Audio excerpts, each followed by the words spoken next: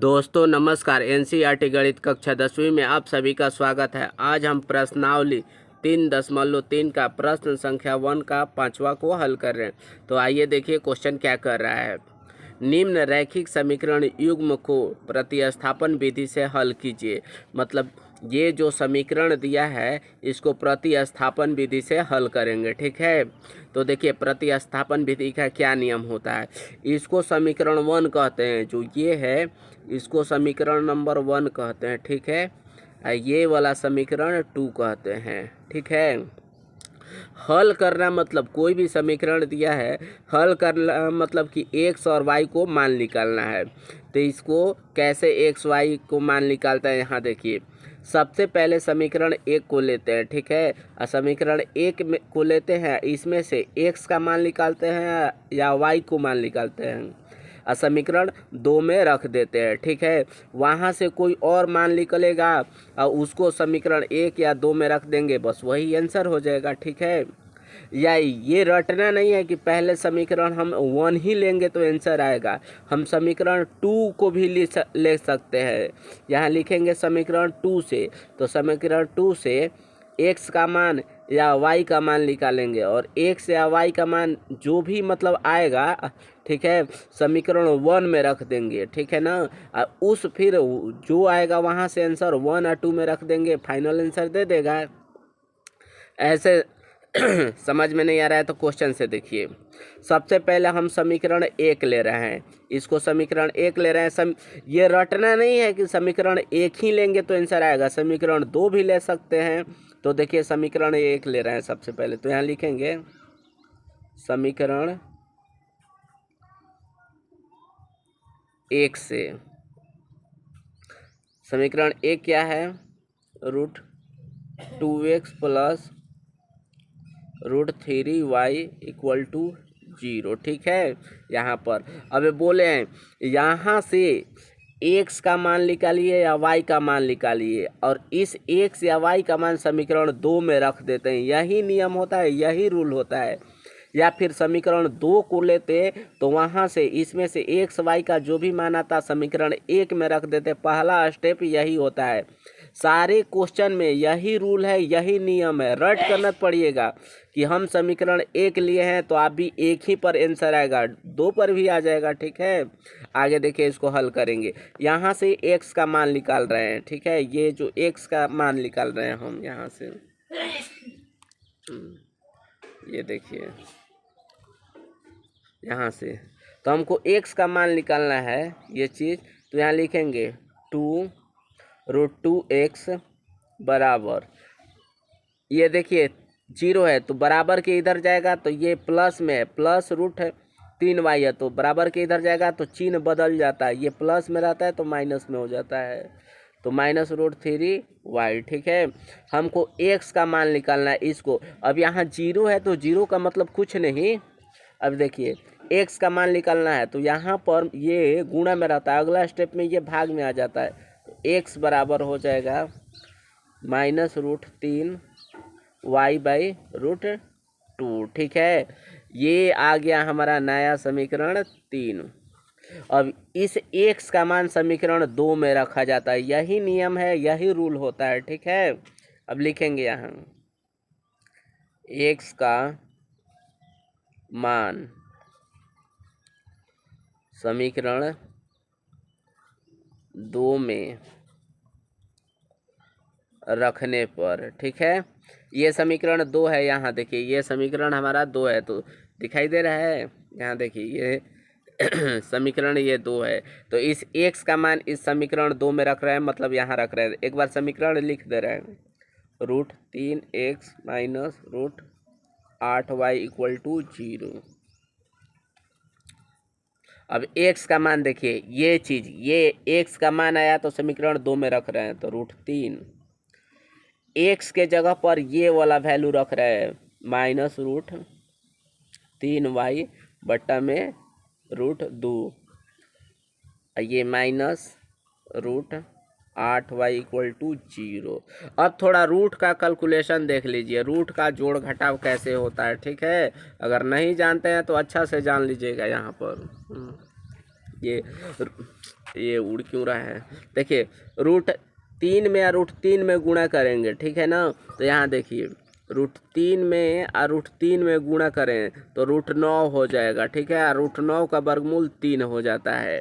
तो यहाँ पर ये प्लस है, यहाँ माइनस है, तो पहले चिन्ह से करते हैं। तो प्लस माइनस में करेंगे तो माइनस हो जाएगा, और √3 में गुणा करेंगे तो √9 होगा। √9 का वर्गमूल कितना हो जाएगा 3, तो 3y, ठीक है।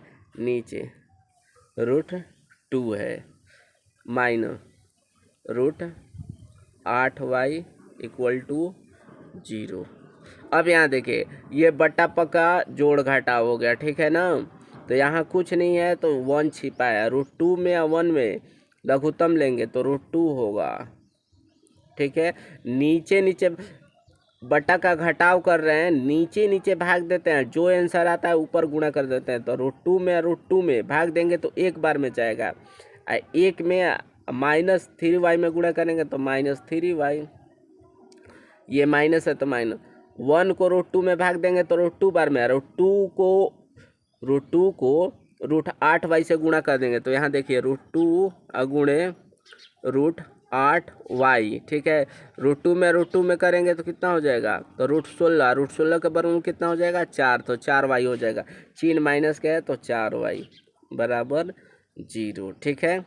अब यहाँ से देखिए ये कई को माइनस रहता है, जोड़ कर एगो माइनस बनाते हैं, ठीक है। तो -3y और -4y -7y √2 = 0। अब यहाँ पर कुछ नहीं है, हमको y का मान निकालना है। तो नीचे 1 छिपा है, अब तिर्यक गुणा कर देंगे यहाँ। ये देखिए 1 में -7y में गुणा करेंगे तो -7y, और 0 में √2 में गुणा करेंगे तो 0। अब यहाँ y = 0 - 7, यहाँ गुणा में रहता, अगला स्टेप में ये भाग में आ जाता। अब इससे भाग देंगे तो ये 0 बार में। किसी नंबर से, यहाँ देखिए किसी नंबर को 0 से गुणा करेंगे तो आंसर 0 ही देगा, ये इसमें किए। या किसी नंबर को भाग भी देंगे 0 से तो आंसर 0 देगा, ठीक है। ऐसा बराबर ये 0 आ गया, तो y बराबर हमारा 0 आंसर आ गया। अब इस y को मान समीकरण 1 में रखिए, ठीक है। इस y का मान समीकरण 1 में रखिए, समीकरण 2 में रखिए, समीकरण 3 में रखिए, ठीक है। किसी में रख दीजिएगा, x का मान दे देगा यहाँ। अब ये रटना नहीं है कि हम 1 में रखे हैं ना तो आप ही 1 ही में रख लीजिएगा, ये रटना नहीं है। किसी में रखिए 1 2 3, आंसर सेम का सेम देगा, ठीक है। यही नियम होता है, यही रूल होता है। इतना तो देखिए y का मान हम समीकरण 1 में रख रहे हैं, यहाँ लिख दे रहे हैं। ये रफ है, y का मान समीकरण 1 में रखते हैं। तो समीकरण 1 कितना है, √2x + √3y = 0। √2x + √3, देखिए y का मान कितना है 0, तो यहाँ कुछ नहीं है तो गुणा है 0, ठीक है। √2x + √3 में 0 में, वही तो बोले किसी नंबर को 0 से गुणा करेंगे तो आंसर 0 देगा, बराबर 0। अब ये 0 ये = के इधर लेंगे तो 0 कर देगा, तो √2x = 0। यहाँ गुणा में रहता है, अगला स्टेप में ये चीज़ भाग में आ जाता है, यहाँ बट्टा में। तो x बराबर हो जाएगा कितना, 0/√2। अब इससे इसे भाग देंगे तो ये 0, मतलब कि क्या हो जाएगा, x = 0 हो जाएगा। तो y = भी 0 हो गया, x = भी 0 हो गया, ठीक है। तो ये हमारा आंसर दे दिया। अब इसी y का मान बोले हैं समीकरण 1 2 3, किसी में रखिए आंसर दे देगा। अगर देखिए मान लीजिए हम समीकरण 3 में रख रहे हैं तो भी आंसर दे देगा इस y का मान, यहाँ देख लीजिए। तो समीकरण 3 क्या है, तो समीकरण हमारा 3 था x = -√3y/√2। यहाँ पर जैसे में ये y का मान समीकरण 1 में रखने पर, इस y का मान बोले समीकरण 1 में रखने पर आंसर एक्स बराबर भी 0 दे दिया। अब इसी हम एक में नहीं समीकरण 3 में रख कर एक दिखा दे रहे हैं, मतलब आपको ये समझा रहे हैं कि कोई भी मैथ है रट कर मत पढ़िए, समझ कर पढ़िए, ठीक है ना। रट कर पढ़िएगा तो भूल जाइएगा। तो वही कह रहा है कि y का मान किसी में रखिए, समीकरण 1 में, 2 में, 3 में आंसर सही देगा। तो समीकरण 3 में रख कर देखते हैं कितना दे रहा है। तो √3, देखिए y बराबर क्या था 0, तो ये 0/2। अब x बराबर √3 में 0 में गुणा करेंगे 0/2।